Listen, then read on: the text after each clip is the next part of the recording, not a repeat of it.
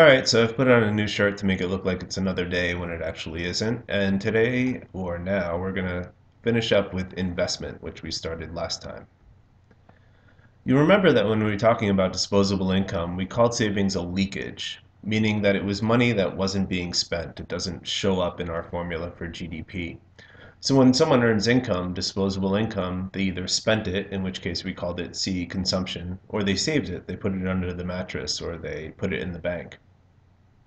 Well, that money has to wind up somewhere, and the place that it winds up is in the loanable funds market.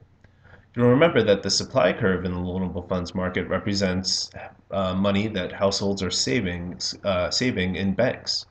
So all that money that was savings, that leakage, flows into banks and other financial institutions and is available to be lent out to other people.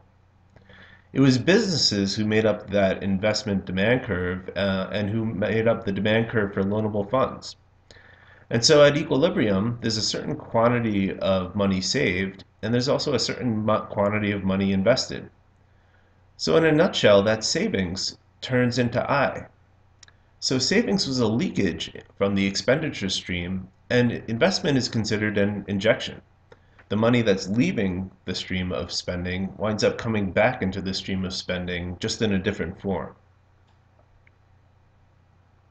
So going back to our formula again, and kind of ignoring the part of the formula that we haven't gotten to yet, G or X sub n, GDP is equal to C plus I. The amount of stuff produced is going to be equal to the amount of spending that goes on in the economy, C plus I.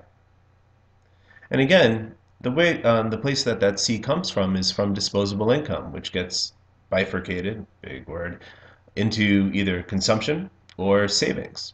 And as we just saw, that savings winds up turning back into an investment. And so we have this nice little equivalence here. You'll notice that GDP is pretty much equal to disposable income. Part of disposable income turns into C, and part of it turns into savings, which then in turn turns into investment.